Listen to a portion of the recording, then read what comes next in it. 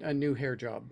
That's fair. I am not a hairstylist by any regards. My undergraduate degree is in history, American history, and we are not famous for our hair. It's the Europeans that really blow that away.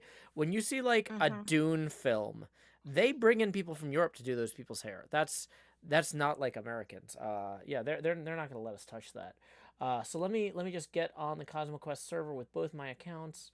I will Yeah, get I just both wanted to give streams you a running. heads up so you wouldn't be like, wait, what happened to my creation? I literally left a sign there saying, "Please improve this." Like This, this is that sign might have been removed in the process of improving it, but there was like a sign where I was like, "I'm sorry, Fenmill. Please, someone save us so all." we Uh, made so Fenmill loved it. Fenmill asked for a couple of, I think, three modifications, different hair. totally acceptable. Yeah. So we came up with red hair, Oh, a I mix heard blonde of hair. I'm sorry if I no no misunderstood no that. we thought blonde hair, but Fenmill came on stream and was wondering if she could get red hair, so we did red hair, Mm-hmm. and we put some lipstick on, and Oh, wow. This looks there way better. was and just some a little bit on the front so that it Yeah, the wasn't quite overalls so look flat, shall the we say. yeah, the overalls look way more overally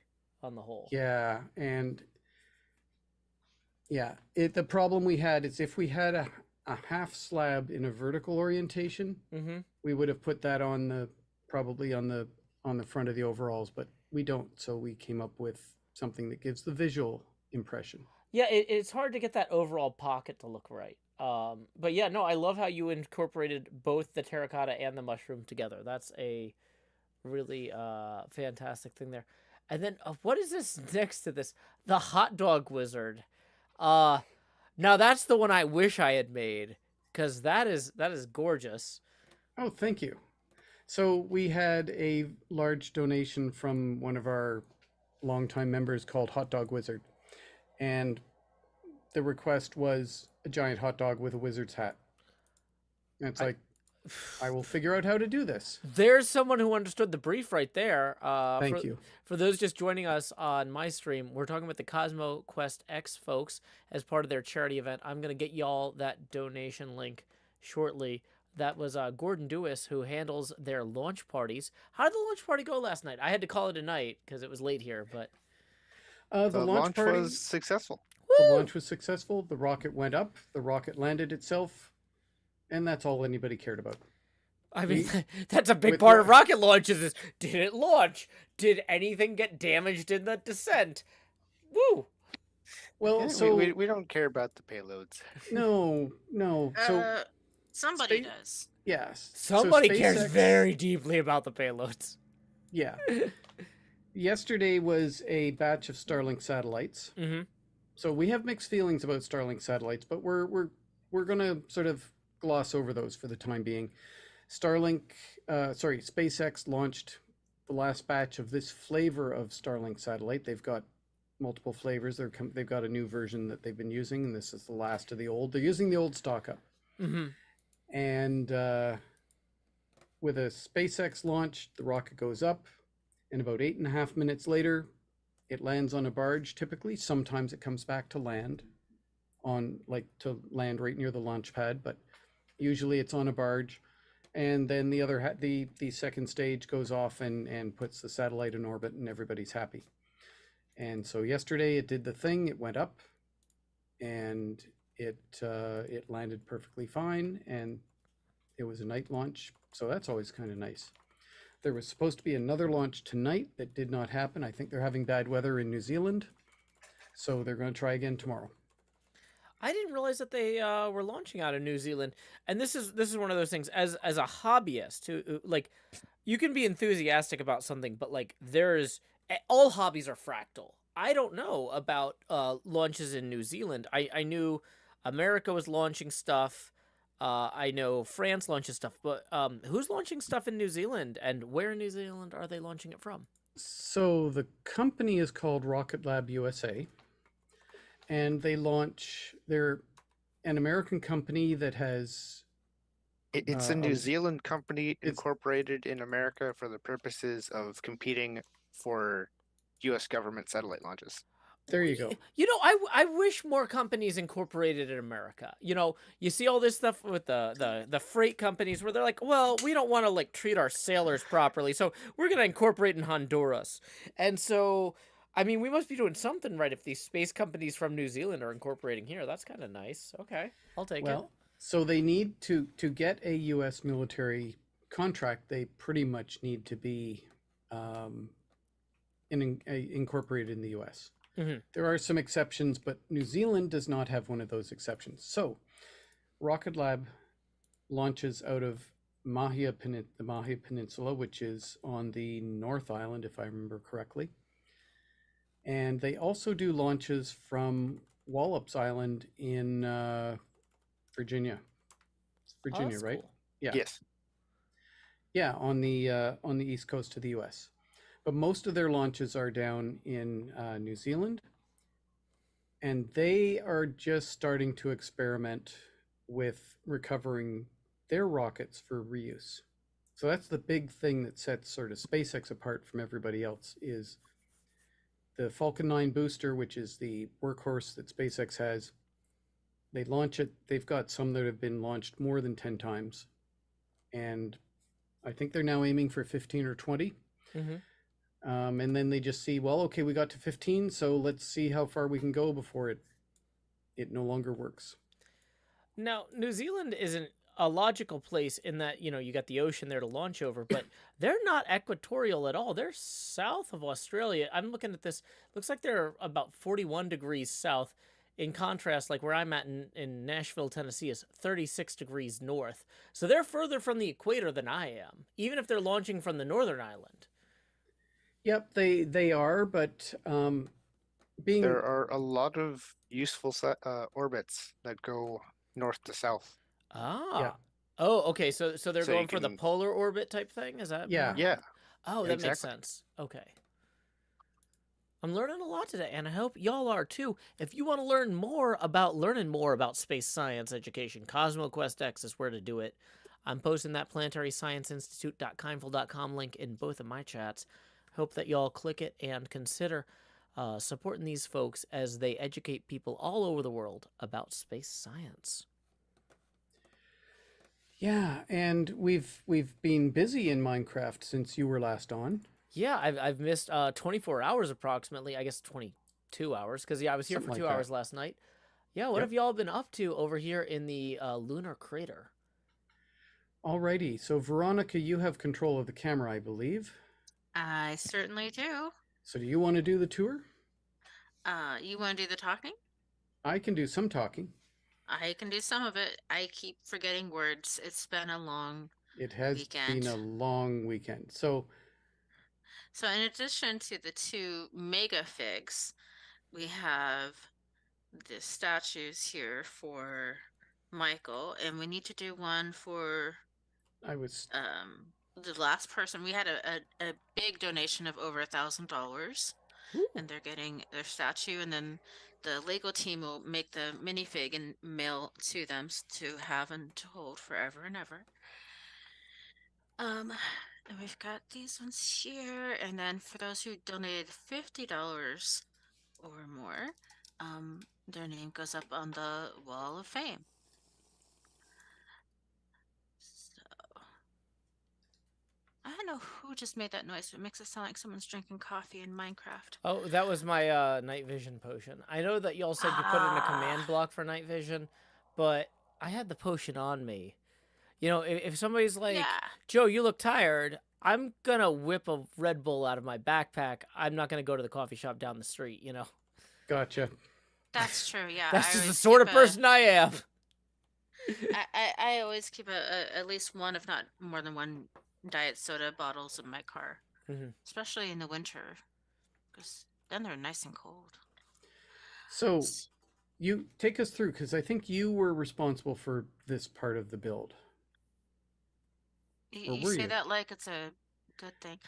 You So know, yeah, this it is is a the good thing. this is the decontamination area.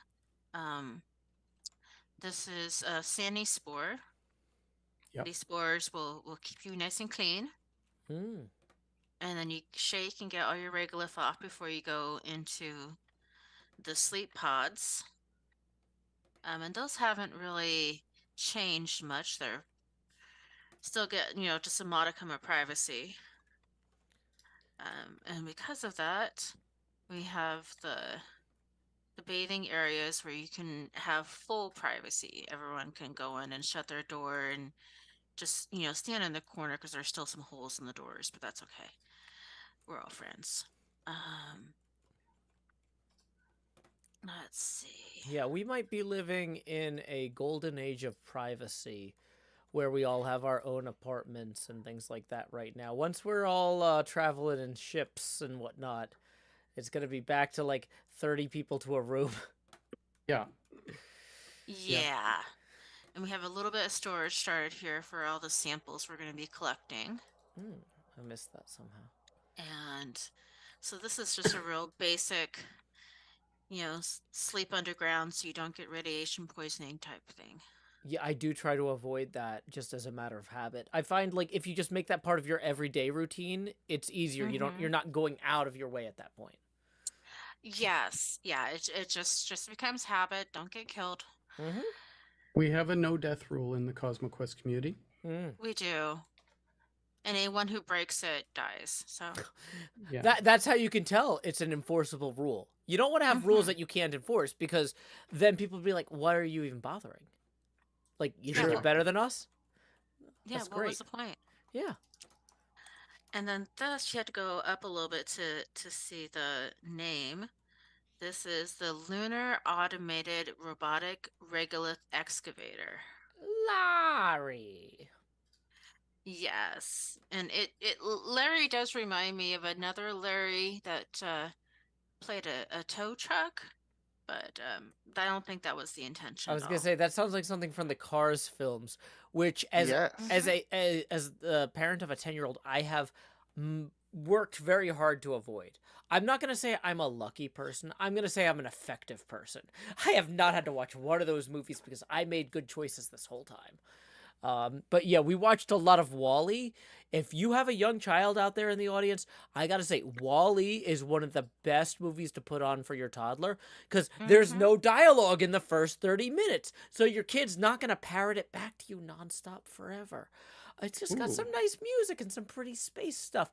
And you know what? A lot of times kids lose interest before you get like 45 minutes in and the humans start talking to each other. Then you turn it off. You put something else on, you take them somewhere else. Wall-E, whether you love space or not, if you want to endure learning to love your child, it's a great film. It is, and there's no annoying songs. The only thing you have to put up with is someone saying "Wally," but that's kind of cute. And then there's also Eva, yeah. I can't do it because I'm not a robot from the future. But you know what? That's what the future's about, is getting there. And so one day. Ooh. The railroad was just being created when I first came by here. Ooh.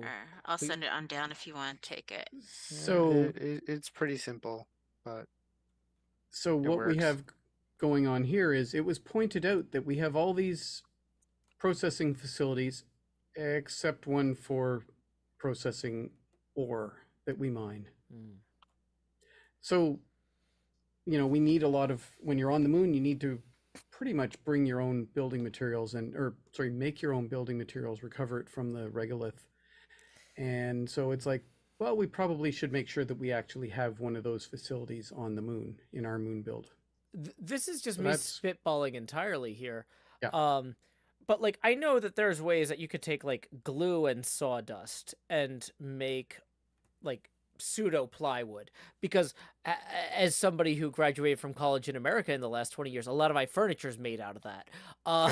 Like, is there some sort of adhesive or something that you can mix with regolith to like make is there any way to turn regolith into a usable building material, or is it something you just have to like mine into and deal with?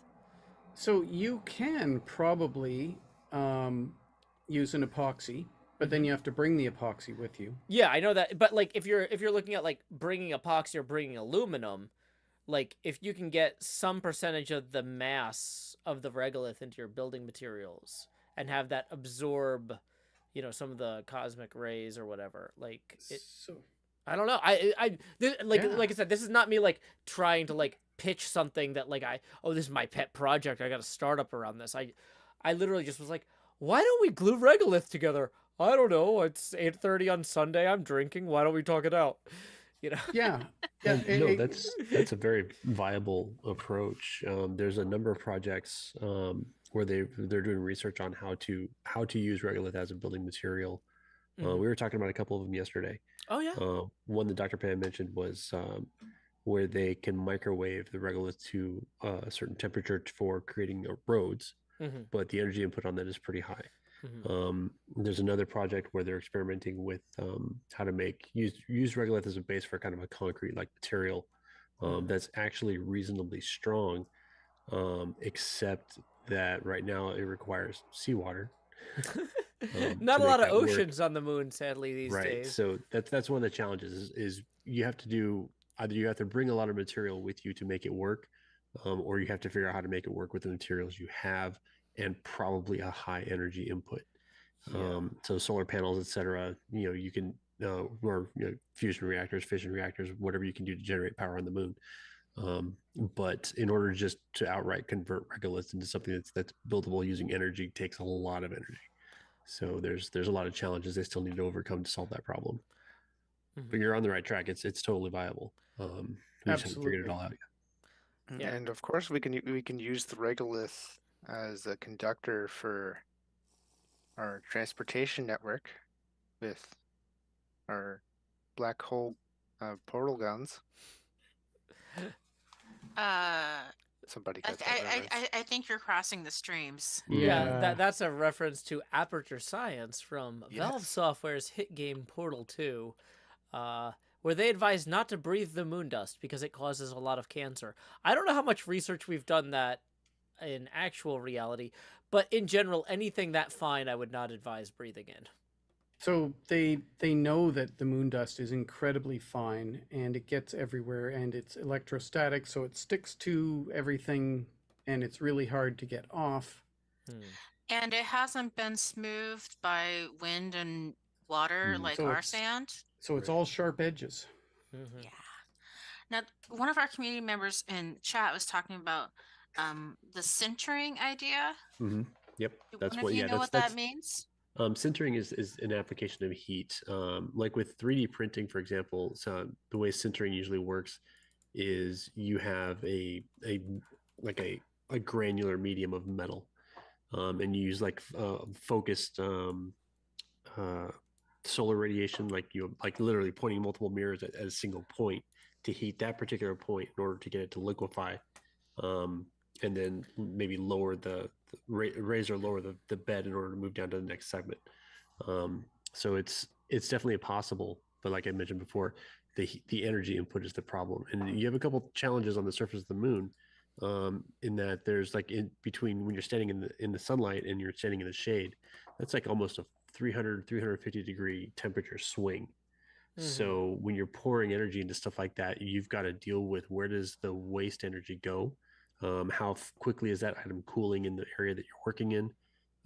There's a number of issues to overcome, and a lot of it's just in energy delivery. Okay. And we're at the South Pole, so we don't have as much energy as we could. Because we're in a crater at the South Pole of the moon, so we're in shade for a lot of the month. Is this crater that y'all are building here a depiction of Shackleton crater or a particular crater in Just one of the craters at the South Pole of the moon that's going to not get a lot of sunshine. I believe it's Dewis Crater. Oh, Could be. very Could be. nice. There is, as far as I know, nothing on the moon named after me. But then again, my last name is Hills. So if there is any sort of hill on the moon and then another hill next to it, maybe we'll get there. We'll see. Definitely Yeah, could be. I think you got a head start there. Yeah, Yes. I'm well positioned. I'm lunar ready. So we'll see how that goes. That's all one can ask these days, Be Yeah. ready, leave the planet at a moment's notice. Oh, yeah. And know where your towel is. Constantly. I was gonna say, normally I would have one next to me, but I actually spilled something earlier, and it's now in the laundry. But yeah, if you're gonna run a studio, you either need to have a very strong no drinks policy or a very strong have a towel next to you policy. Indeed. Let's see. It's always true. So after being on the surface of the moon and working for over 24 hours, we realized we need to have some place to take care of our waste. So we have a fertilizer center that makes manure tea, and you can use it on all your plants except your tomatoes. And that is true here on Earth as well. When you're in space, the motto is nothing goes to waste. Mm-hmm. Unless you're a tomato. Yeah. Yeah. Talking about waste and space, I was thinking about the with solar cells you convert solar energy to electric energy, but with the mirrors, like I know on Earth in the deserts they're building these like solar arrays where mirrors point at Mm-hmm. evaporative like steam generators. Yes. Right. I'm guessing you wouldn't want to evaporate a bunch of water in space because we had to bring all the water up there. Right, There- because water's heavy, it doesn't compress. It's it's dense. There's a couple different forms of solar tower or solar thermal generators, which is what you're talking about. And aside from the photovoltaic panels, which just go directly to electricity. Mhm. Yeah, there's one outside of Phoenix that uses a big field of parabolic mirrors that are all heliostats, so they rotate and track the sun as it goes overhead. And at their focal point, I mean, these things are like hundreds of meters long, and there's a pipe that runs down the whole length of them that contains oil.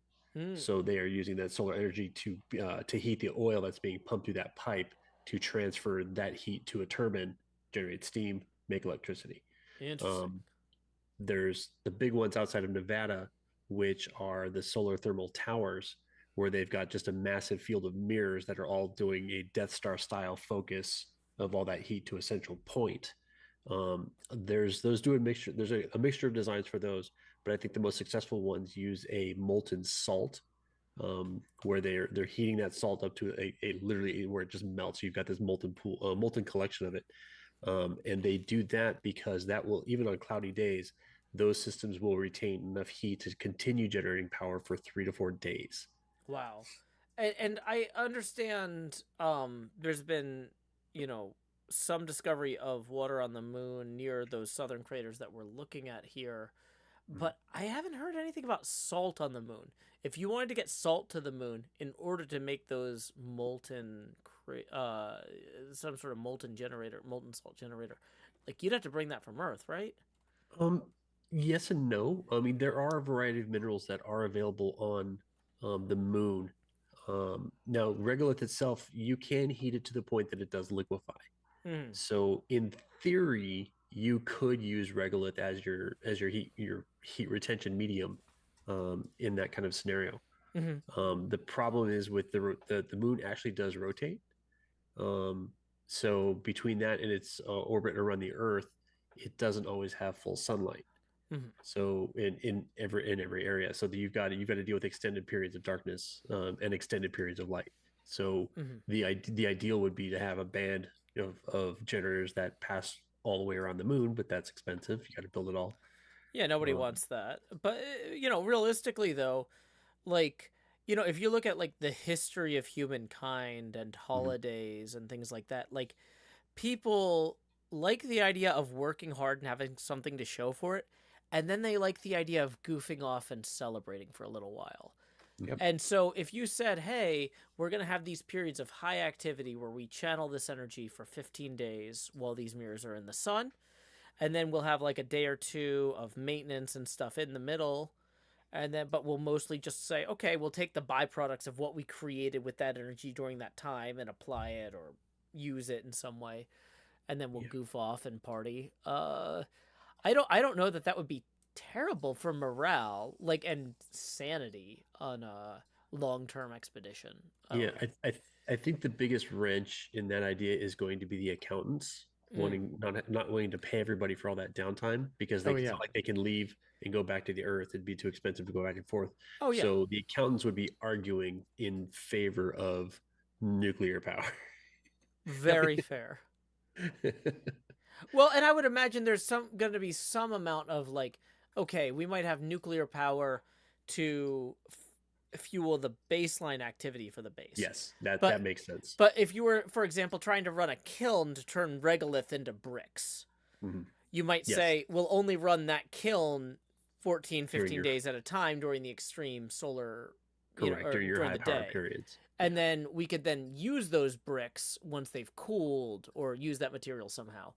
Once again, I'm not a material science expert. I'm just, I'm an entertainer. I'm just thinking outside like what I know. So if you want to tell me I'm silly or stupid in an amusing way, I will not be offended. That is right up my alley. It's a very practical approach to, because you're going to have to deal with that. You will have your high and low power periods. So unless you take power generation with you, like in the form of fission or fusion, you're going to have to deal with with ways of generating power in situ with what you have.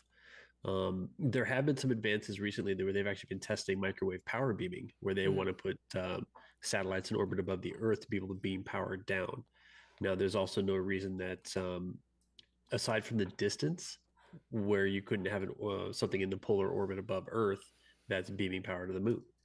But what I don't know is, because you're talking a few 100,000 kilometers of travel versus something that's 500 to 600 kilometers up in orbit, how far will that beam spread? How much efficiency do you lose? It's not I don't know if inverse square is probably the wrong algorithm to apply to that, because it's not a broadcast, or it's not it doesn't spread like that. Yeah, it doesn't spread like that, but you would still have loss. So it may not be viable for that, but they may get to the point where maybe lasers can do it. I'm not an expert in well, I only worked for like 3 months for a laser rangefinder company, like working with lasers professionally. But like, I will say I worked for a lot longer on servers and data centers, and there's a lot of efforts these days to find ways to make servers use less energy or things like that. So that like they're like experimenting with,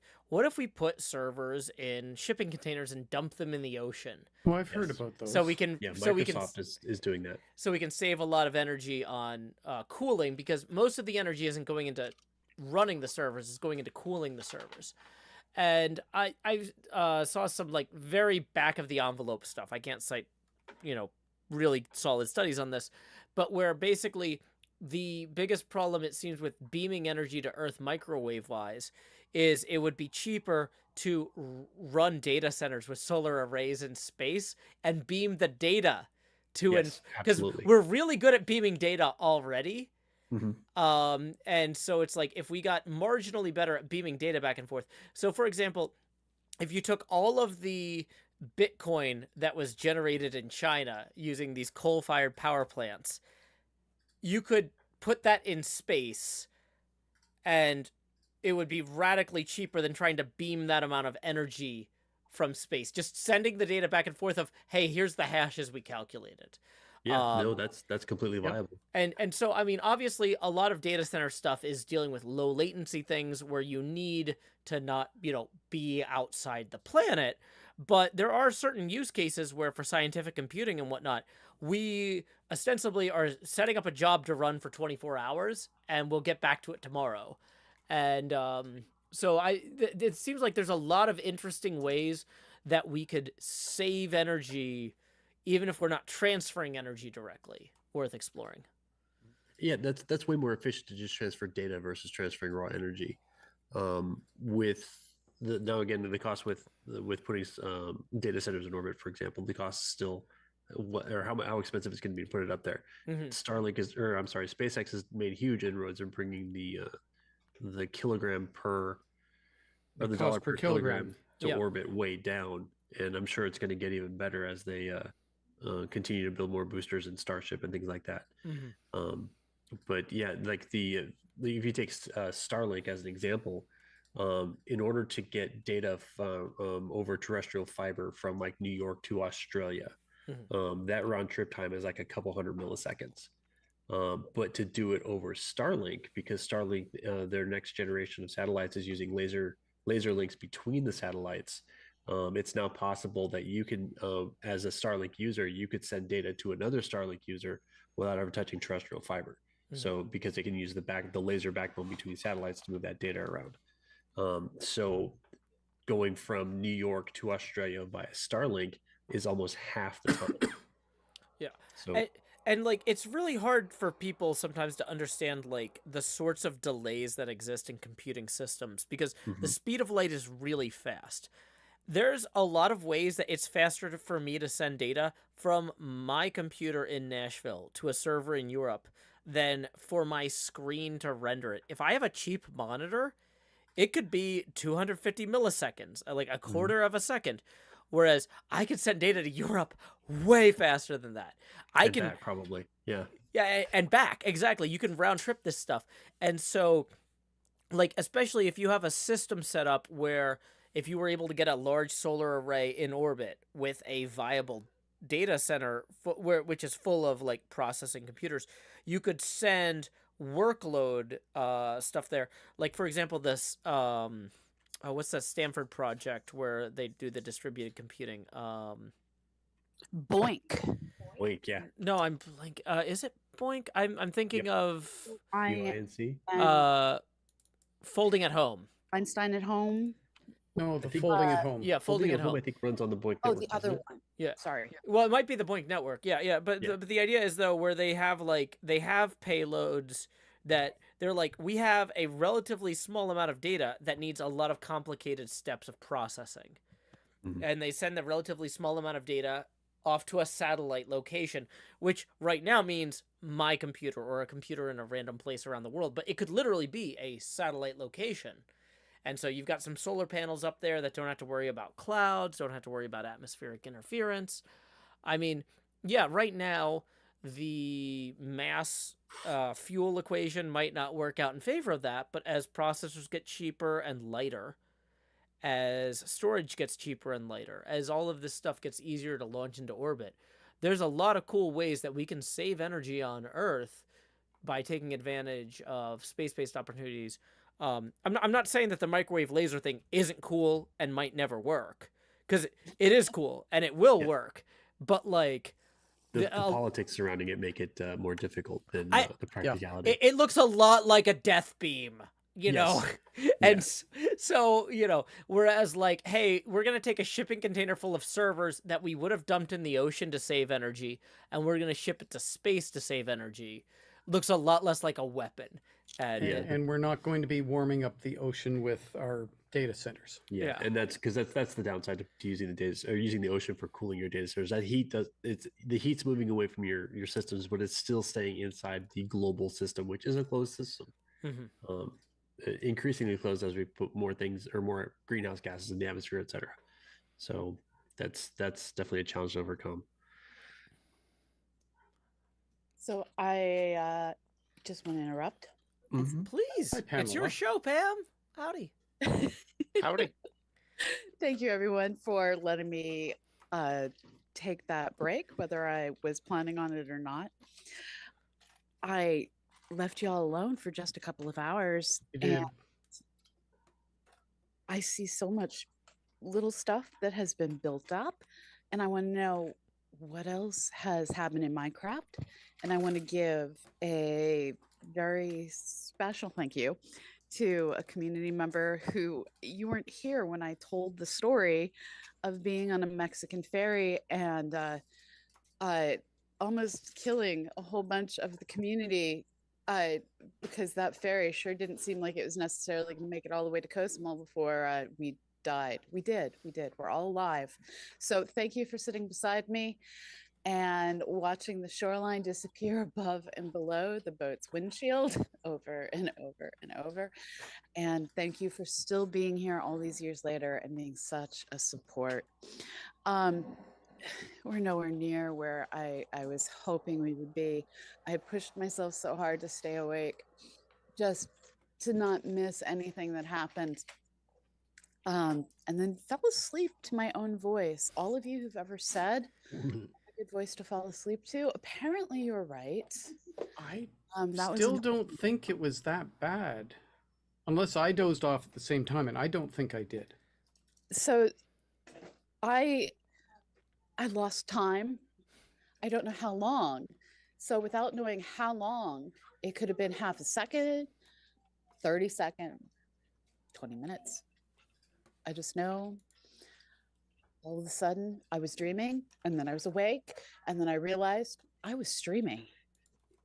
Yep. It was Mhm. Well, That's a- I've always said that a live, laugh, love sign for the modern era would be stream, scream, dream. Now, some people might dream and then wake up screaming. You can do whatever you want there. I tend to scream while I'm streaming. I'm trying to moderate my energy level because I know you have a different audience than me. But yeah, At this point, we need your energy level. I do what I can. Yeah. So as time winds down, I'm realizing we may very well do another Hang this Oh, year. you've just dropped out. Yeah, I think your Hello? mic is not Your pointed at microphone, you yeah. anymore. Hello? Yeah, There we yeah, are. that's good. right. Well, it shouldn't be in your right. hand. It should be pointed at your face, like on a clip or something. The audio issues and us, it's just tradition. Yeah. Okay. So we're probably going to need to have another hangout-a-thon this year. So we went from not having hangout-a-thon in 2022 to 2023. May have two, but I just want to say, all of you out there, you were here for the journey. You were here for the adventure. You supported us, and we built some amazing, amazing stuff. And I'd like a tour of everything that has been built. And so I'm going to ask the Minecraft players to first give us a tour of what Team Block has accomplished. And then I'm going to ask for Kitten, you want to do a tour of what Team Brick has accomplished? Yeah. Okay. So that cool with you guys? I think that's cool. All Do you want to do the tour, or do you want me to lead the tour, Veronica? Where do you want to start? Or me. Let's go with Purple. Let's go with Kerbal. All right. You want me So, to? Where do why you, don't- you want me to share my screen? Into Discord. Into Into the Discord. hat planning, yeah, that channel. Where I'm sharing, yeah.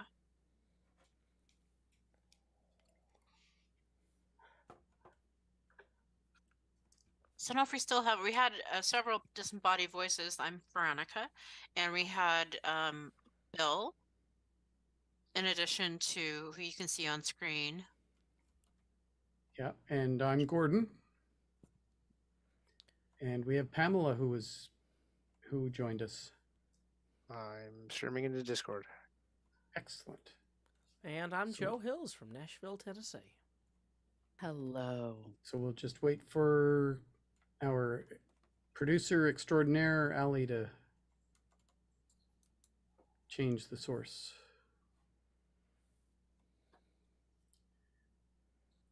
So we've been busy, as you're going to see from Eric's tour. We have been busy. We have.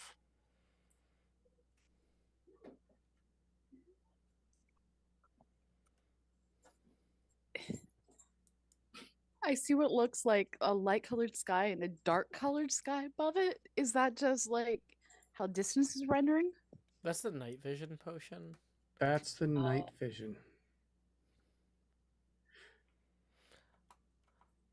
So I think Eric has seen everything that's up here, but Eric, I think that's Veronica's stream. Yeah. Yeah, we're still on my stream.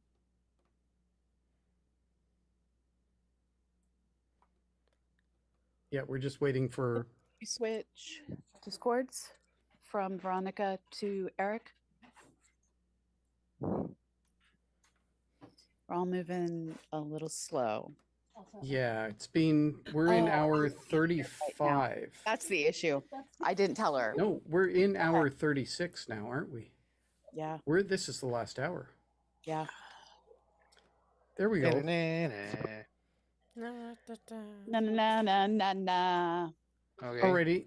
I think, Eric, that looks like you. Yeah. Oh, this is our great wall of people who have donated at least $50. Yep. Some people are on there twice because they've donated more than $50 several times. Thank you so much. And we are at the end of things going to tally everything up by person and make sure that we've got everybody recognized. Yep. And we are It's very been a close to long weekend. $30,000. We are like less than $1,000 away. We're over 29,000. We So, are. folks, please, I'm gonna. I don't know if I can post links in your chat. I'm posting the same link Yep. in yeah. my chat. You can. You Well, can. oh yeah, you don't have a bot to banish me. But No. yeah, planetaryScienceInstitute.kindful.com. There's a little campaign ID there. That is where you want to give that money to support the scientific outreach mission of CosmoQuestX. These folks, they're tired. They're tired because they've been working real hard all weekend to pursue the goals that they pursue all year, every year.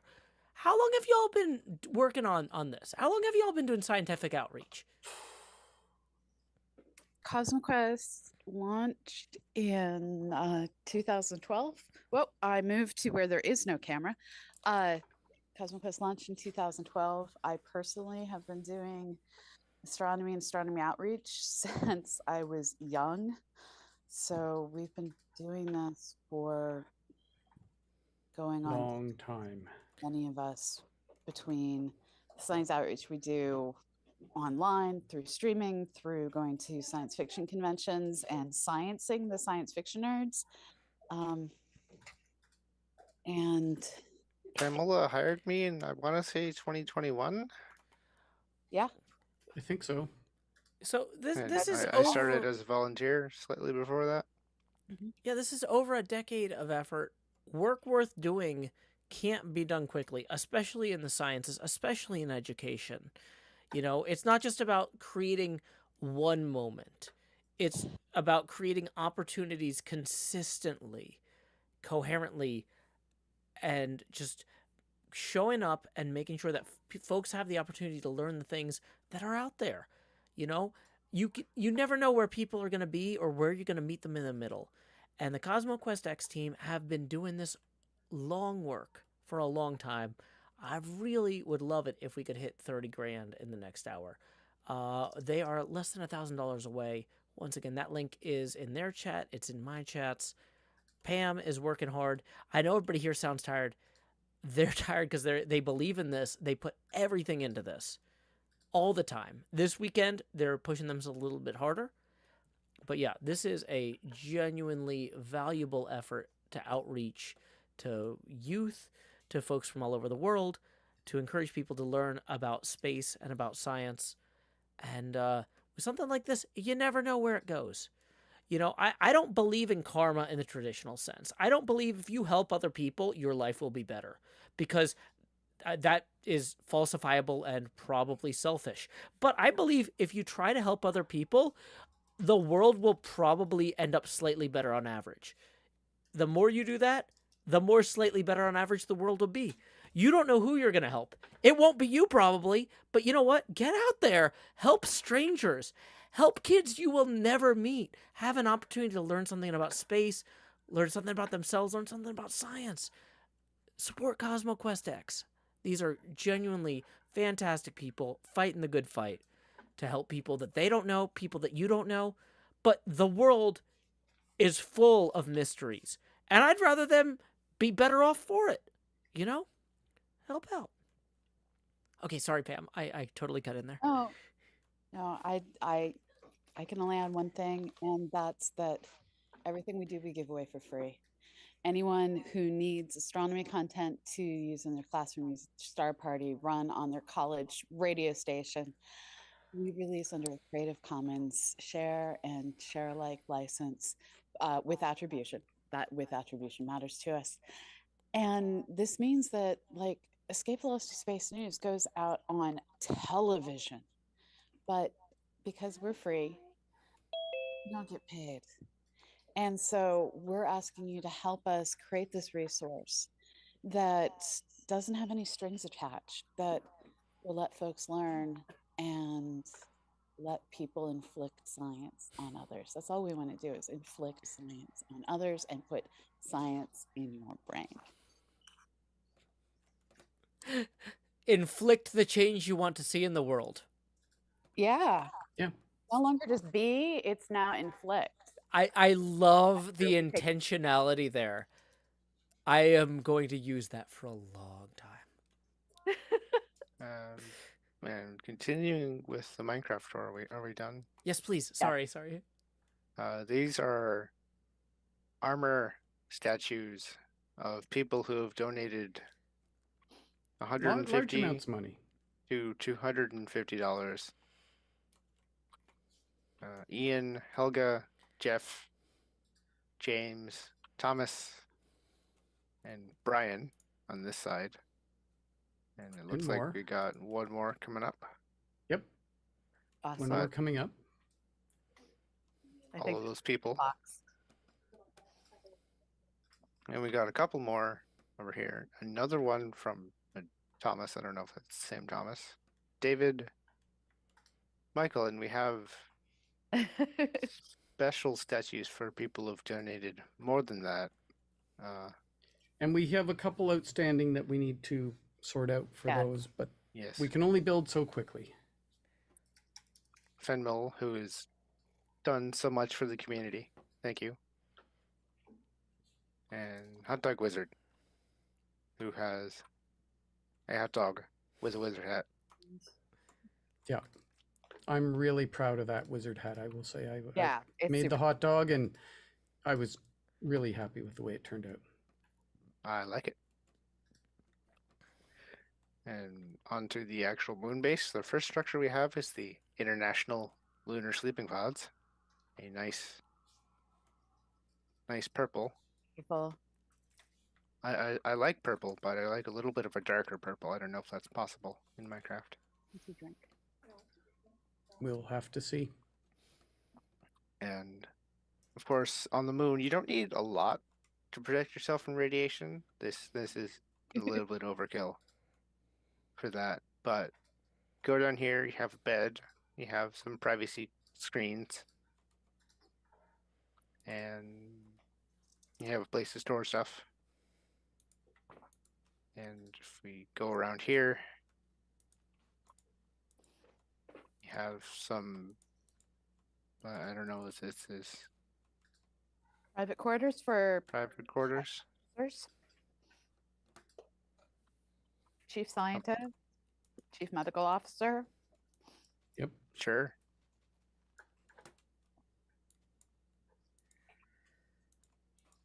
And we're going to be saving the server and making it available for download for any of you who would like to have a copy that you can spin up when you want. Yep. Yep. Especially if there's a statue of you. Yeah.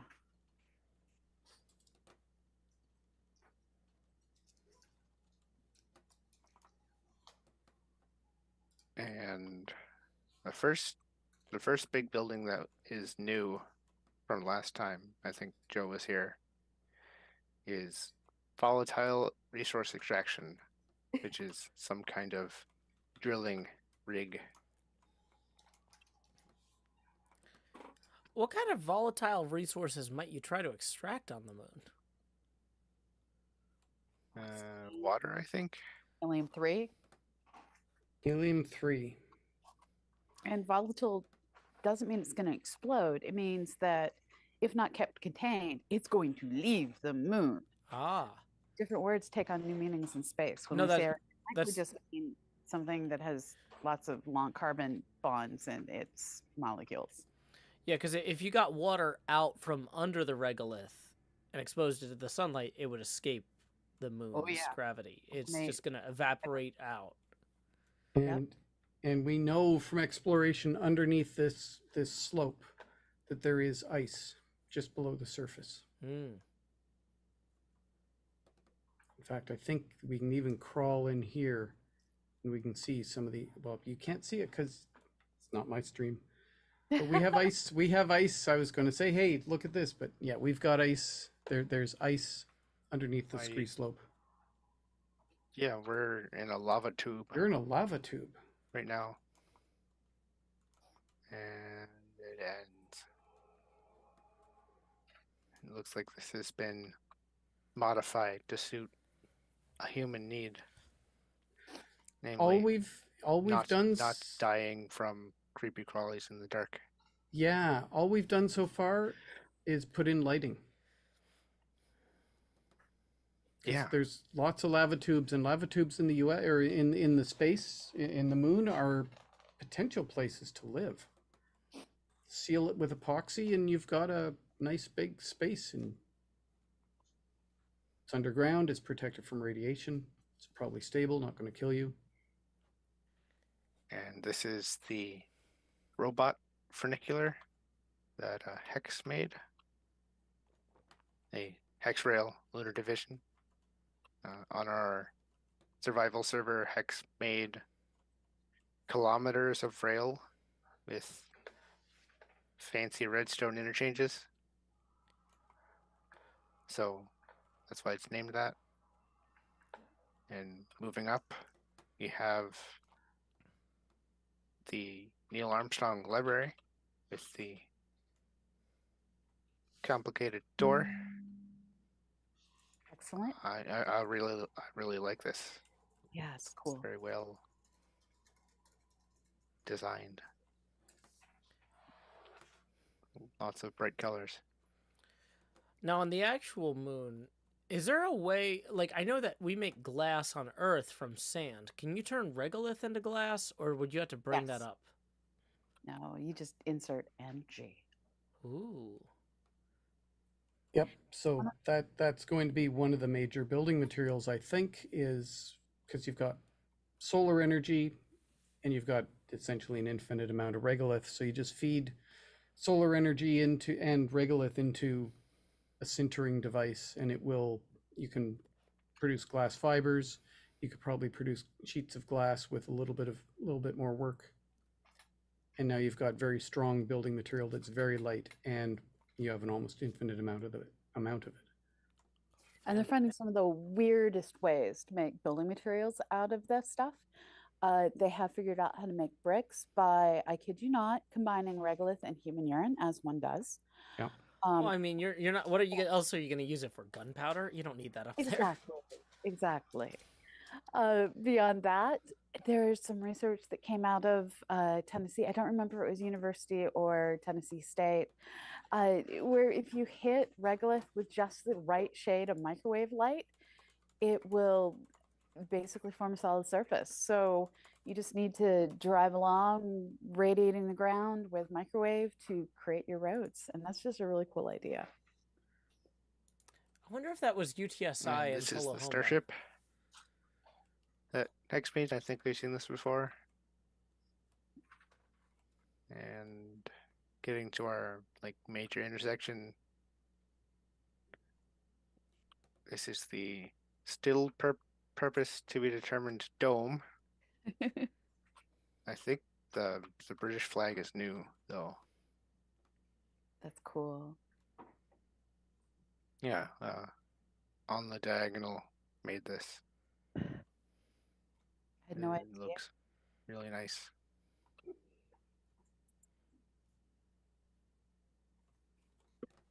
And there's been new things added to the fuel bunker, namely this room. I don't know how you get that. I suppose I'll figure it out. And we also have this giant tank, which is partially filled with water.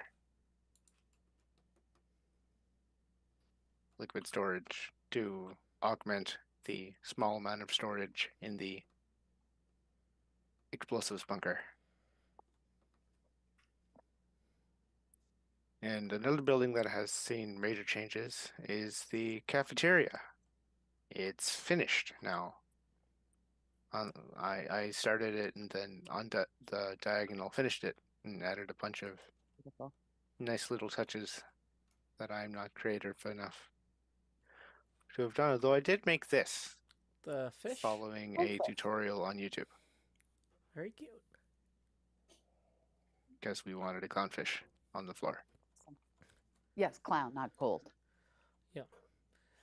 Sorry, real quick. In terms of storing liquids on the moon, can you use regolith to make cisterns? Could we store liquid in just like a mined out hole, or is it too porous for that to be viable? I just like any reservoir on Earth, you would need to line it to prevent the water. In this case, it's not so much seeping away as getting affected by the temperature conducting either outwards and carrying liquid outwards, where it will then solidify Mhm. into the porous matrix, or the cold or heat coming in and causing your water to be in a phase you may not wish it to be in, either gas or solid. Yeah, you don't want that extra 11% of volume when it freezes. Yeah, that makes sense. And this is the liquid water storage. I don't know how it's liquid. We'll just say space magic. Space magic. Temperature regulation, pressure regulation. I think if you get those Yeah. two things, you're good. Yep. Yeah. That's space magic. Yeah. So I was doing a little research on the concept of using regolith as a building material. And it looks, one thing I found is that the compressive strength of sintered regolith were found to be as high as 38,000 psi. Now, Wow. that's I don't think that's not going to be comprehensive because that's using samples or simulants. But just for comparison, concrete that we use to build with has to have a minimum of I think 4,000 to 5,000 psi of compressive strength. And this is the viewing area, but has been newly improved with the removal of the questionable That's all right. containment railway that used to run up this slope. It has been relocated up that way to go to the ore factory, which is still under construction. We have 30 more minutes. We are at 21,000. Sorry, 29,000. $34. Folks. And I said that if we hit 30, I will tell more embarrassing Dragon Con stories. So get on if we hit 30, there will be another stream after we have all slept, in which Allie will tell more embarrassing Dragon Con stories. Now, one of the small pieces of magic I have learned during this event is if I go to the bathroom, we will somehow get donations. I don't know how that works. It's like the waitress only appears if someone in your party is not at the table. Yeah, or you So I'm going to invoke that magic. I'd really like to hit at least $30,000 this weekend.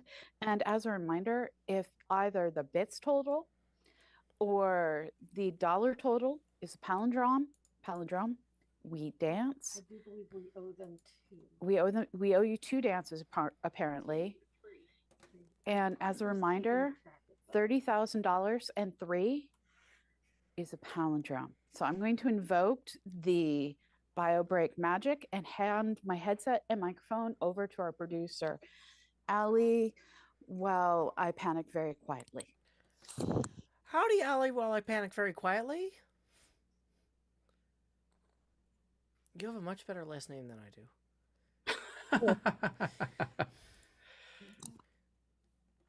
So yeah. And the factory, which used to be a power plant, but now it's a factory, has its interior decorated.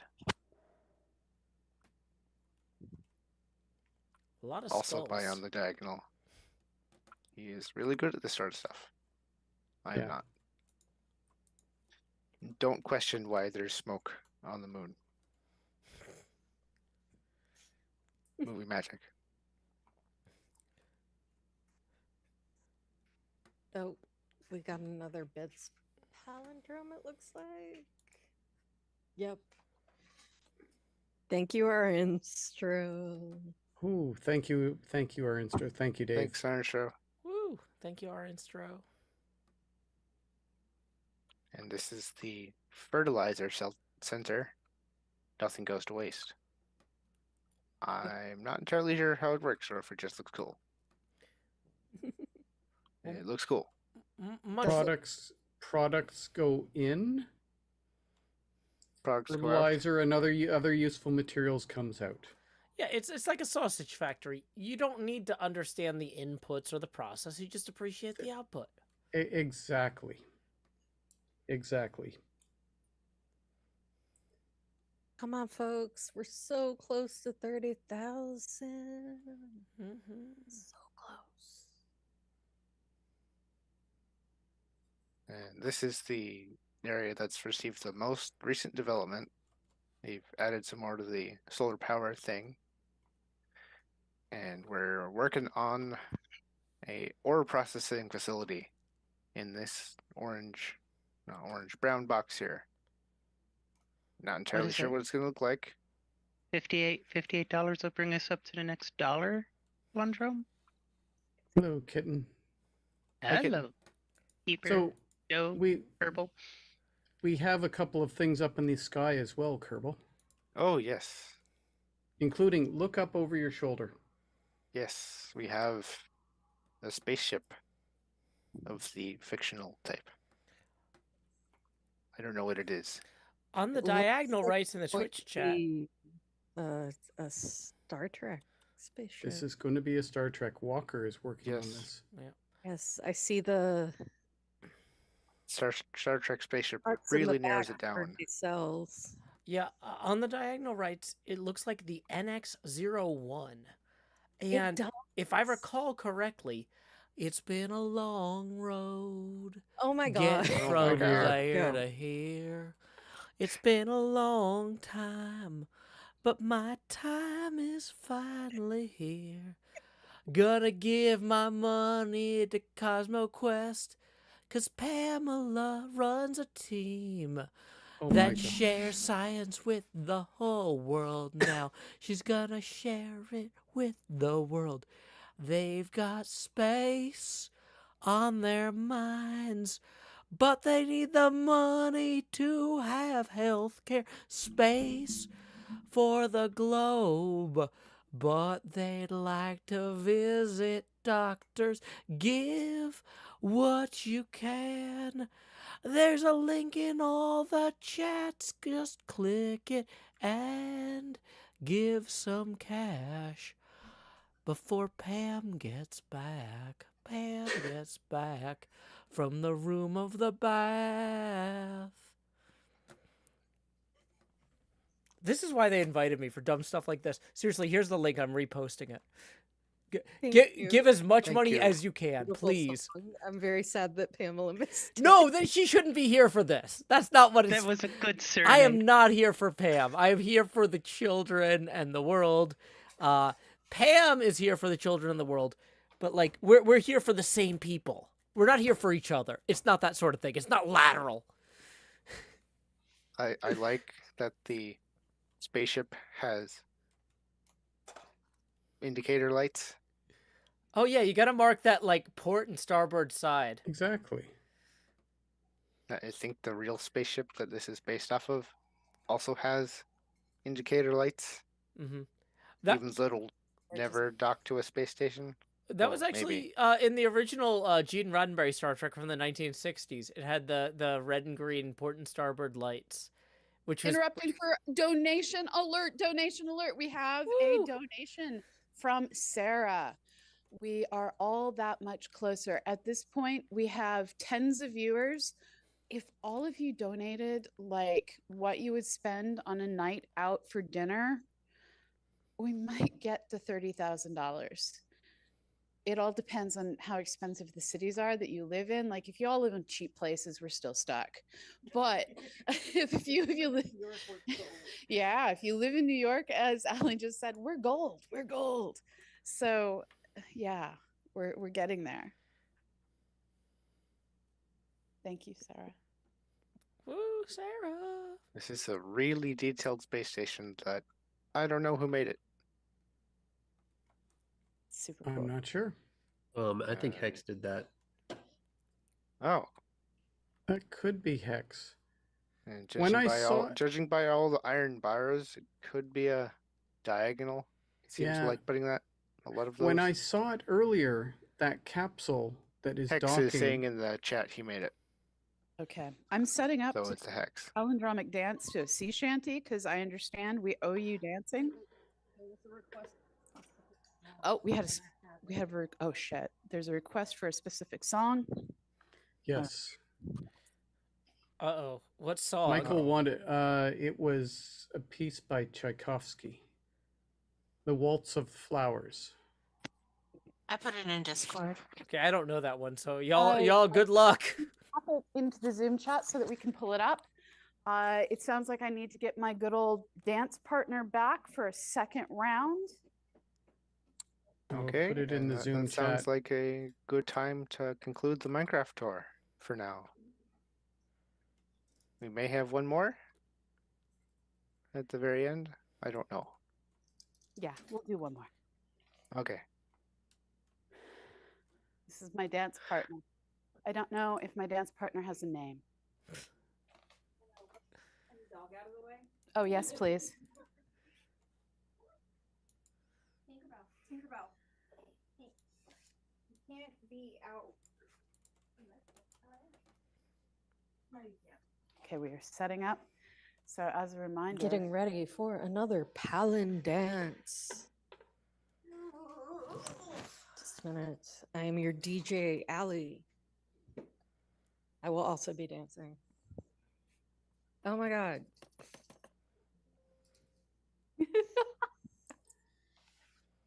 Oh, it has been preserved, Joe.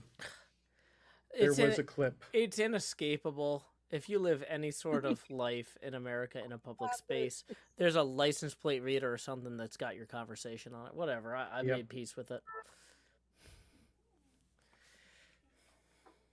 Switching over so we can dance. Dance. Okay. Just dance, dance. Gonna be okay. Spin that space station. Dance, dance. Don't spin the space station. well, it depends on how the space station's built. If that's how you create the artificial gravity, you want that spin. That's a good spin. Yeah. But if it's a module that still think it's not docked to the station, Oh then you don't want no, it to spin. you don't No, want that that would- shimmy. That's a bad shimmy. No, Yeah, that was not good. no. Oh my God. Hold please. The producer's tired. No. The lighting is adjusted. Did it? Yeah. We've like changed this so many times. I'm just like, what's going on?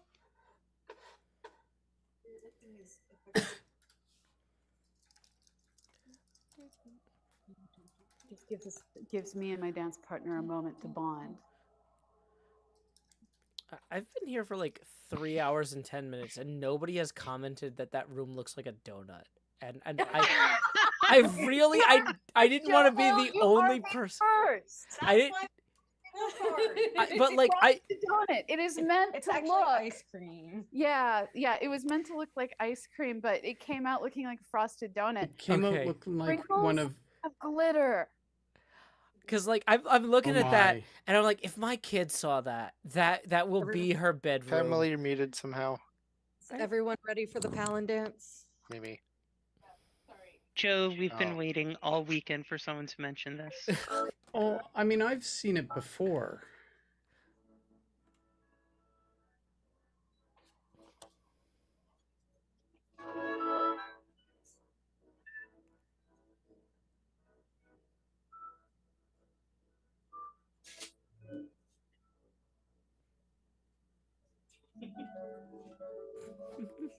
Where did that person come from? That's amazing. Were they behind a table? It's a mystery.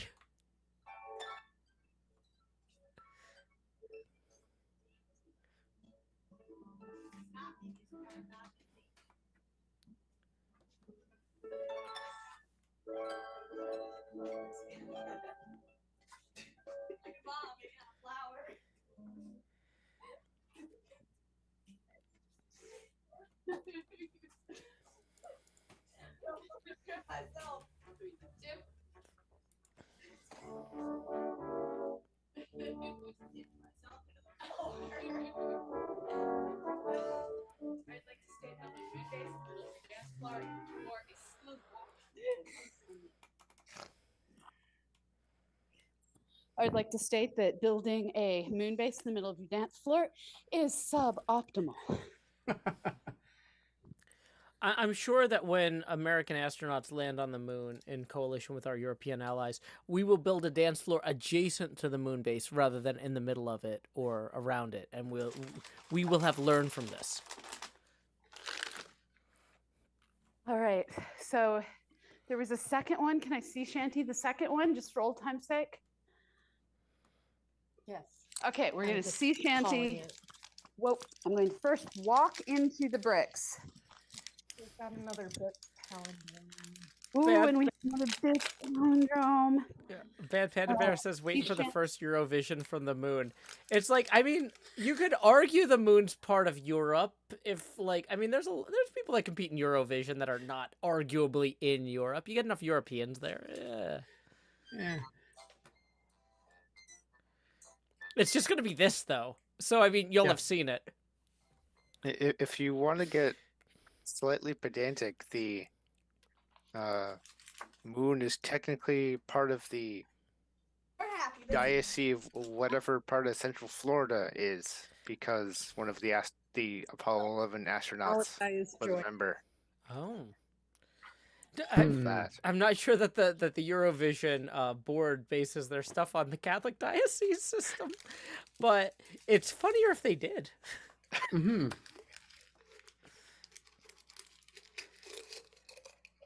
Right. Do we owe any more dances? I don't know. There were several, but I think you've stacked them all up. So I Okay. think we're good. Otherwise, there will be falling down on the ground and then, ambulances and yeah. So are we ready for No Kit death. tour of Legoland? Yes. Yes. Ooh. Excellent. I've been waiting for this. I've done a bunch of the tours and now I get to see what Ms. Brick Kitten does. How are we setting this up? Discord? Discord. I'm excited for all the backstories. Yeah. I just as a side note, if y'all are on the fence about whether or not to donate at this point, like multi-camera video production is a lot of work. Like they look like they're working hard by not sleeping and dancing around, but trying to juggle multiple camera inputs to one stream, that is a lot of effort. I really encourage you to visit that planetaryScienceInstitute.kindful.com link and throw a few dollars their way, because they are really putting everything they can into making this a fun show for you. I appreciate you so much right now. Yes. Thank you so much, Joe. Oh, you're most welcome. I have so many cameras in this room, and every time you do anything, I'm like, oh, thank God I'm not there. Thank God this is not my problem. Like, although if y'all ever do want me to come up to Indiana, it was kind of short notice. But y'all are only 3 hours away from me. Like, if you want me to build Legos, oh, sorry, I thought it was Indiana. My bad. Almost Indiana. It's just Now next it's door. too far. Yeah. I'm pretty sure. I'm sure either way, Edwardsville, Indiana, and Edwardsville, Illinois are not that much farther from Nashville. No, But- they're not. No. Yeah. Called the flyover zone. Yeah. All right, let's go. Okay, we ready? Yeah. All right. Of course, we've got to start with the amazing QR code that leads us to a place that you can give us all your money. Anyhow, so yeah, this is a working QR code built in Lego by our own Ellie. So it was kind of a group effort between Emily, Ellie, and myself, and we got it done, and it works. And then we have the amazing minifigures that are being built by Zarin, so that we can get them out to our donators who have earned them by supporting our mission. And it's just great stuff right here. Now, we start with a nice panoramic shot of the crater. And you can see there's much going on. You can see that the aliens have landed. Why they're here, who knows? But they have brought their ship and their queen. Maybe it's diplomatic mission. But no, what we see up there, this guy is shooting. Where is he? We don't know. But there's something coming out of the end of that tool, and it looks suspiciously like a phaser beam. This gentleman here has just landed, popped open the bay doors on his ship, and they're getting ready to offload. Seeing the chaos of who knows who, maybe that was their partner that was supposed to be landing, and they came in a little bit too hot, and now they're at a new crater on the moon. And then we have the radio antennas. Because people have been missing the greenery of Earth, they've painted them green to look like stems to get some plants going. And then we have this little gray alien here, back here. Is he spying on the other aliens, the greens? We got to be careful. Those alien rivalries can be quite competitive. So, is this gray here to spy on what they're doing and to bring back data? Or are they here to create more chaos? Then we have mining operations going on. What are they doing with all this TNT? Is it going to float away before it has a chance to explode? Or is it going to blow up? Now, one thing we didn't talk about is there is a scale to Minecraft and there's a scale to Lego. The scale that Lego has put together for their Minecraft representational builds is 1 block and 2/3, right? And that's basically creates a whole square. So when I was first plotting out the crater, I made a ruler that marks how many blocks we are high. So this crater wall is 1, 2, 3, 4, 5, 6, 7, 8, 9, 10, 11, 12, 13, 14 Minecraft blocks high, which means this is a 14-meter deep crater. Not that substantial, but big enough. And the scales between Minecraft and Lego are quite significantly different. If we gave you only 14 meters of blocks to work upward with Minecraft, it would probably be a rebellion because that is not a lot of blocks to work with. All right, have this guy right here. So, what is his expression? Oh, he looks gleeful. He looks like he's getting ready to push the detonator on the TNT and watch everything go boom. Now, of course, we have government contracting in action. We have the door that is way too small to get the rovers in. So while it opens properly, the rover goes, ah, eyes. And we cannot get the rover in. But it does close. Mostly. Up here we have the main satellite communications array. I have this person down here. Looks like they're doing a little bit of maintenance, got their welding torch out. And they're also watching TV while they work. So you can see the TV is on. I wonder if they're taking up much of the valuable bandwidth that they need to communicate their science back to Earth, but we don't know. All right. So then we have behind that, well, we did add the CosmoQuest flag. That CosmoQuest flag, I did that flag and put it on one of my robots at an event we did last summer. And we're at a public event, and I chased kids around with my robot and a CosmoQuest flag. And come to our booth, buy our stuff, help us support our science and mission, and get a bunch of freebies. We gave away a bunch of astronomical educational materials that day. It was glorious. Then we come back in and we see the kitchen, and the carrots are still rampaging. We did not have enough distance between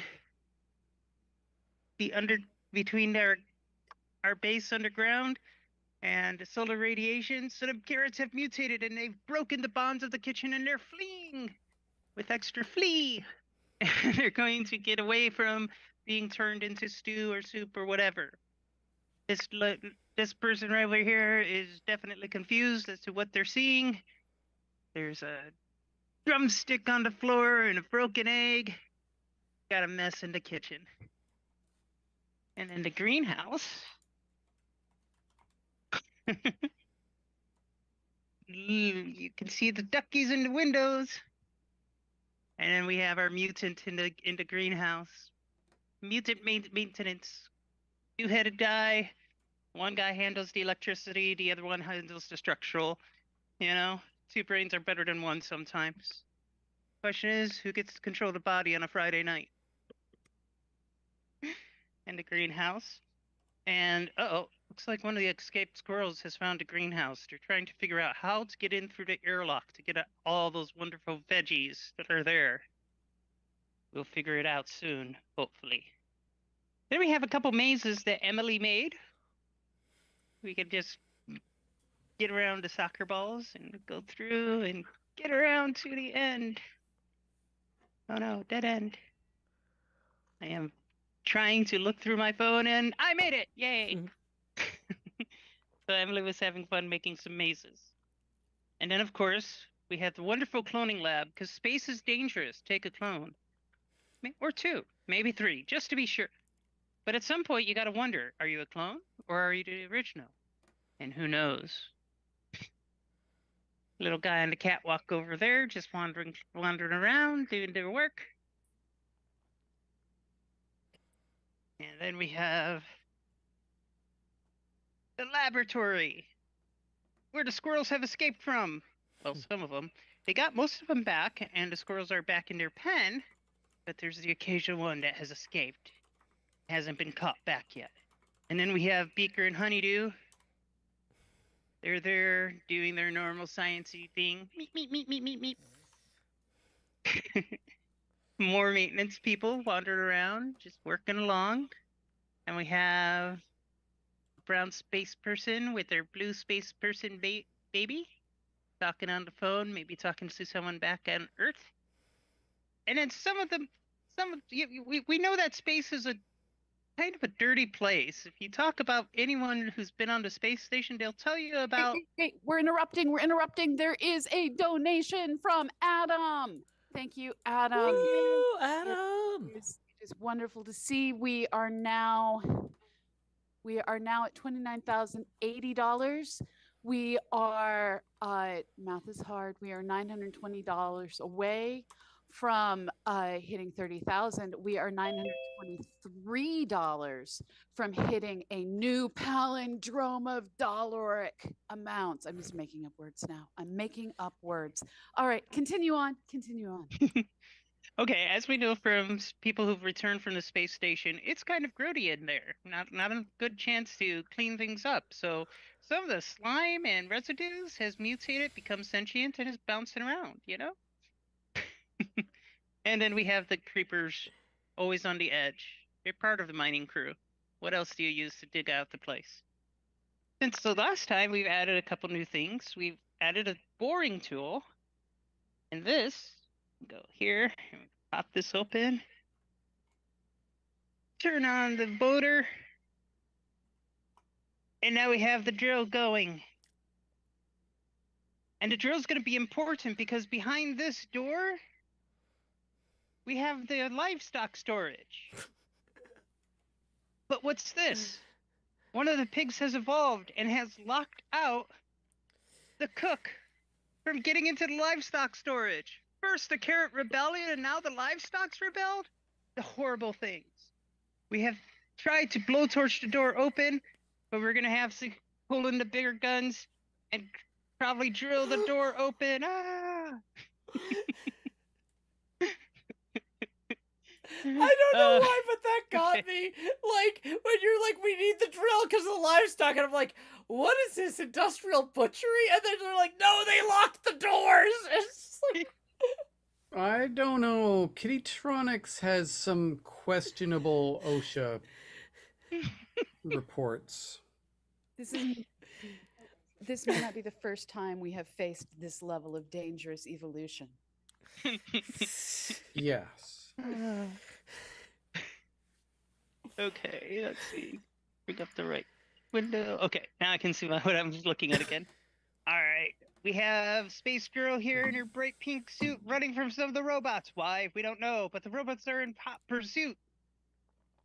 We have Space Dude here, and look, it's an escaped hamster. Hi, hamster.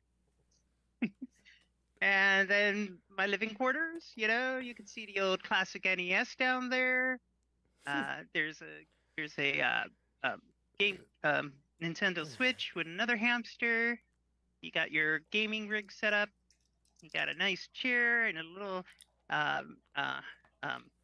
the sewer babies and the helmet in the chair and everything, and just all the fun stuff, and a beaker of who knows what sitting there on the thing, and everything going on there. We have a wonderful lab rat that's escaped, wandering around the base. And we have the little rocket boy, just kind of chilling out. Probably the mascot for the base. And then we have 2 more Gordon minutes. Freeman. Anyone give? We have Gordon Freeman wandering down the hall in his suit and his crowbar. And then we have our friend over here working on one of the control panels in the hallway, doing who knows what. And then over here we have just a drilling rig that wasn't quite finished, but it's there and it was started. That's what we got. And one last little rotational communication satellite array, or radar array. Eric's holding up his CosmoQuest. Is that your CosmoQuest or is that a zombie? I can't tell from here. Gordon, it's my Gordon Freeman. Excellent, excellent. Oh, I thought for a second we were holding up like Lego bricks of ourselves, because I got me in my green tank top and everything here. Although this was not a CosmoQuest one. I'm giving my time, not my money. I haven't earned this from y'all, but you know, please make up the difference. If you're watching on my stream, go to planetaryinstitute.kindful.com and give. We got a little bit of time left. Yeah, come on in. Oh, can we turn off the driller? Yes. Okay, so the link is bit.ly for bit.ly /CQX all caps HAT all caps 23. That's CosmoQuestX Hangouts 23.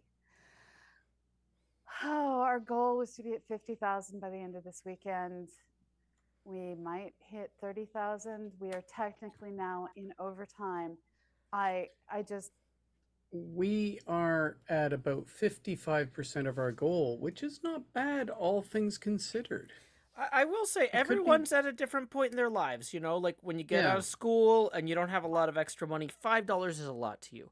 But hey, if you just paid off your mortgage and you got an extra 21 grand sitting around right now, and you really want to make Pamela feel good, there is no better investment for making Pamela feel good than that link. That is the best use of your 21 grand. We're not all there. I'm living paycheck to paycheck. I'm wearing the same shirt as last night. I don't have a second one of these. I did. I don't know where it went, and I haven't replaced it because I can't afford to. This was $8. I don't have a second one of those now.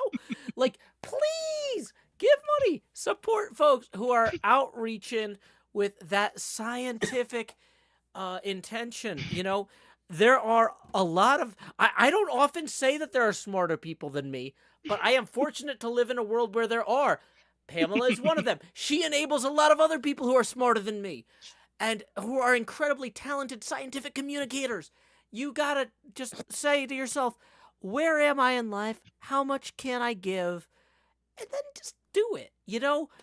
Honestly, I'm already preparing for when people higher up the food chain and they ask tomorrow, so how did your project's fundraiser go? I'm going to respond about as well as my local NPR station and just leave out the fact that they had to lay off 30,000 people, because we have 7 part-time people, and this just means we keep side hustling, and we'll keep side hustling because we want to keep science. And I'm going to sneeze. Also, this link will still be good after at. Yeah. No. Okay, so so just to be clear, all the like milestones and prizes, those were a hat only thing. Yes. And we will be doing hat again next year.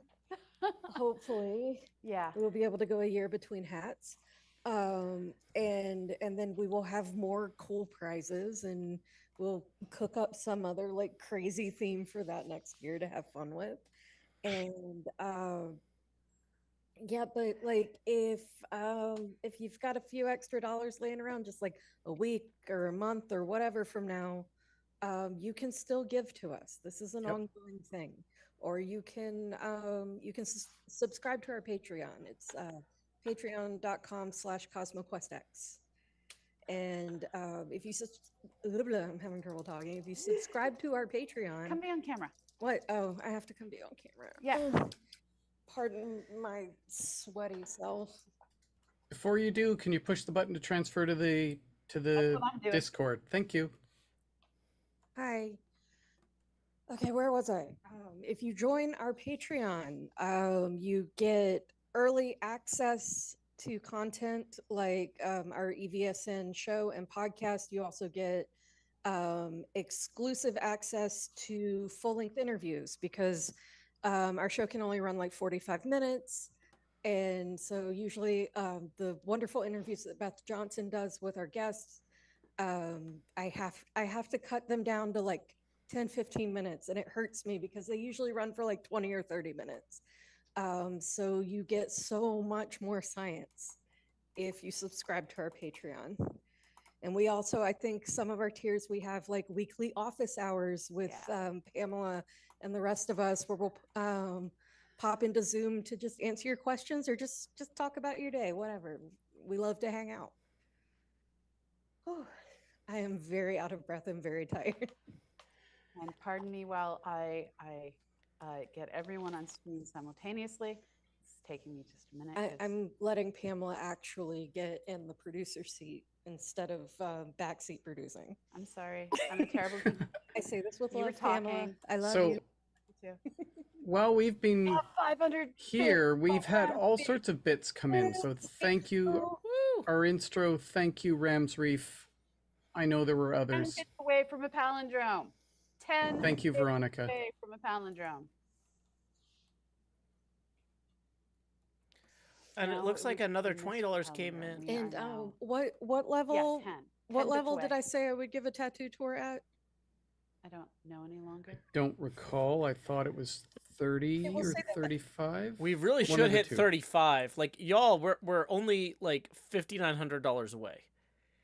Okay, I will Like make for everyone a me, that's an deal. insane amount of money. But for somebody out in the audience, that's something that they could go, okay. Just say okay to science, please. We have $20 more. Woo! Oh, thank you. Oh, ah. So we have a bunch I'll of. make a deal with everyone. We If- have a palindrome. God. Sea shanties being Oh, invoked. time to dance. Being interrupted by palindromes. Interrupting palindrome. Yes, It's a thing. Need to reset the camera.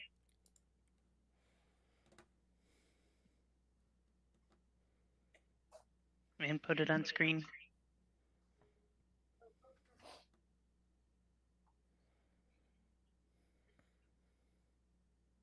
Getting everything on screen. I think I can see the top of Mike's head at the bottom of the thing. I think he jumped into the Zoom. Hold on. And Yes, he did. I will fix that in a second. Right now, I am here. Did something happen to the rest of my? Oh, there's. No. It's us.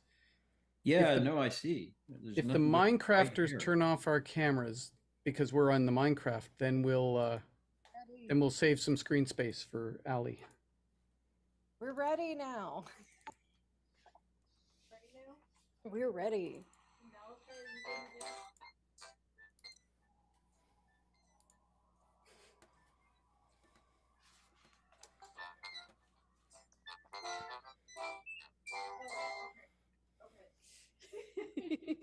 All right. We hit the palindrome. 17 seconds of sea shanty was yours. There we go. back over. All right. Where did everyone go? They're over in Minecraft. Yeah, we're in Minecraft. Mm-hmm. We made room for the little inset by only being in one window. You know, I don't understand Minecraft. I'm sorry. That's fine. I Just still go- don't go know to how the- Zoom works, and we've been using it all weekend. Yeah, go to the one that had the Discord capture. There we go. Okay. All right, so let's get a final rundown of Minecraft and final parting words from all the amazing people who are here.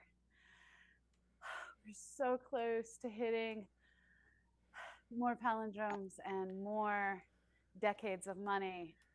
Thank you for the subscription, Autumn's Reign. Thank you so much, Autumn's Reign. And Rams Reef, thanks for gifting a sub.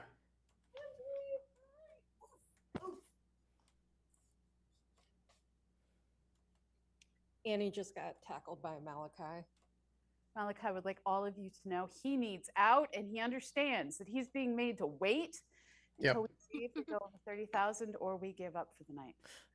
Come on, people. All right, let's Minecrafters, it's over to you. Gordon? Well, I want to thank all the people who took part in Minecraft. The whole team is not on the screen. You can see there's on the diagonal Kerbal, Veronica Cure. Then to my right in the black suit is the real fake admin. We have Bill.net. We have Joe Hills right there, and I'm in the middle. Not showing is Arcturus and Hexacosacoron. And I know there are a couple of other people, and I have forgotten all their names because I've been in front of cameras and screens way too much this weekend, just like everyone else. And we had a great time, and we want to thank everyone who made donations. You can see in the background behind Joe, there's the wall. You can see some of the minifigs that we built in the Minton packaging containers. We even have a couple of our very large statues for some of our very large donation peoples, our very large donors. We have on the left, we have Hot Dog Wizard, and on the right with the red hair, we have Fenmil. Thank you so much, Fenmil. You have made a huge difference to our community just by being there and by your gifts. And we've done a lot this weekend. You know, when I put together the crater build area, it was kind of intimidating because it was blank and it was just miles and miles of dead brain coral rock, and we have made this a wonderful place to be. And we did it because of you guys. Thank you very much. Pamela, what about the Lego people? Okay, we have Annie escaped because Malachi, who is here, even though Annie now isn't, Hank needed out, but she has been here running the bingo, building the minifigs we're going to send out. We have a much smaller crew. We're still playing catch up. We're going to still have tasks to do tomorrow. We have Ms. Britt Kitten, who is one of my closest friends, and let me take over her house. We could not have done this otherwise. My house is just too hot in this heat, and we needed the air conditioning. And oh my goodness, the Lego. We have Emily off in the corner who has been our, have you drank? Do you need something to drink? What do you need? I'm going up the stairs. What do you need?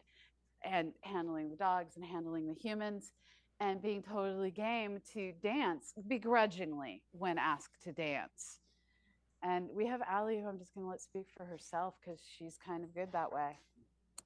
Here she comes with her microphone. You sure everyone's not sick of hearing me by now? No, never.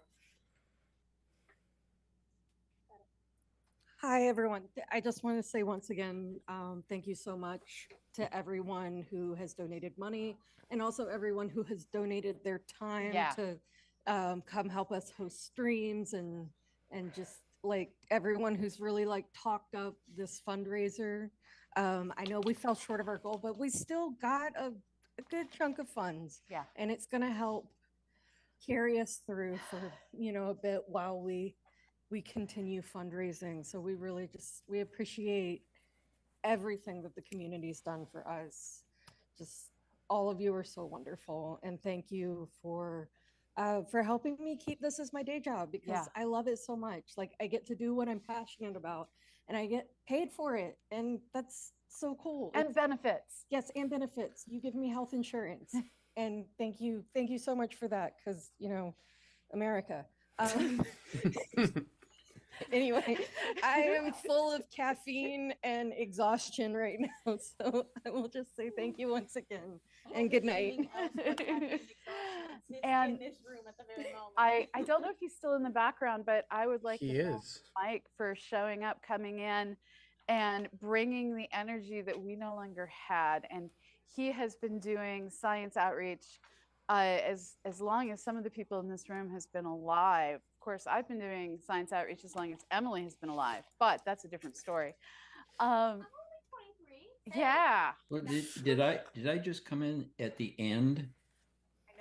You might have. We're bringing you in at the end. But you nailed it yesterday. Have you Yeah. updated the totals on the screen? We're working So- on it. Okay. We got another donation. My timing is bad. Matthew, thank you. Timing is perfect because you're not too late. Okay. I was muted. Our current total is $29,120. Thank you very much. That is a large amount of money. Yeah. So, and we had Guido, who was in Germany, he's the smart one. He's in bed. He's asleep. We had Jillian, who is in Pakistan, and Oh, I know. it's Monday morning in Pakistan, and I don't know if you know this, Pamela. It's her birthday. I did not. I have not been on Facebook yet today. That's awesome. It's on Monday. So she spent her birthday weekend with us. And she hosted overnight with Broken Symmetry. And yes, we had Broken Symmetry. How could we forget Broken Symmetry? We can't forget Broken Symmetry. And we had Aviva from Yes. Indonesia, who I think has seen successfully more eclipses than anyone other than perhaps Mike in this community. Oh no. I know people have seen over 30. But they're not in here. Oh, in here? No. Yeah, Yeah, and no, here I I got think the I did one it in eight. Nashville a few years back. Yeah, you're way ahead of me, Mike. So it takes a community to do everything we do. And times are tight, and you guys have always shown up. And I know, I donate to National Public Radio, and I still shut them off during the funding drive. And That's what you're paying for. You're paying for the ability to tune them out. Anybody who already gave us a lot of money, Fenmill, you can leave. But anybody else, No, but here's don't the leave link. Fenmill. I know. I'm joking.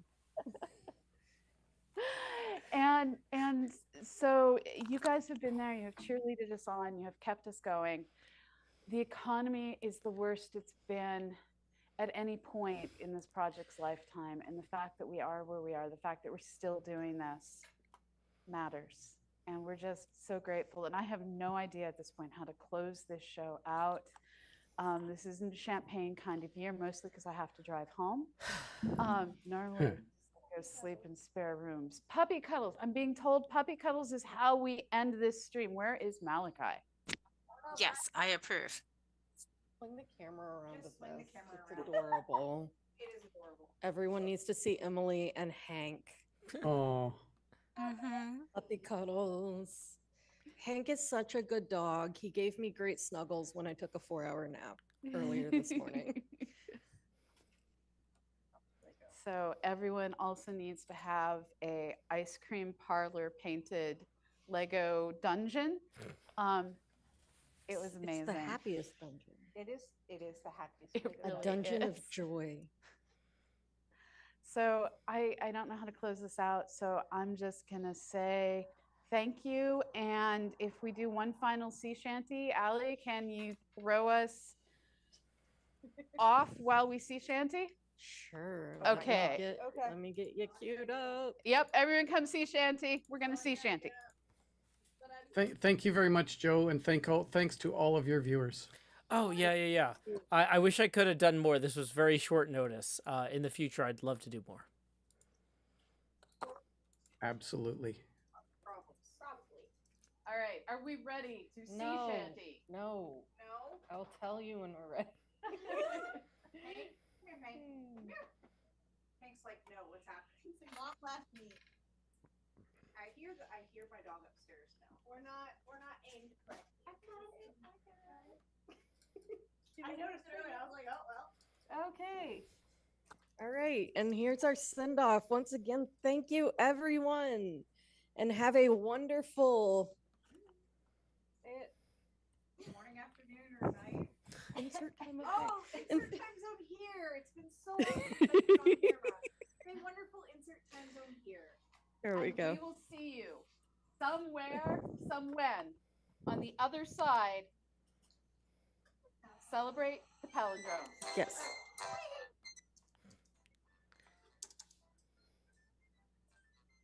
You gotta move, bud.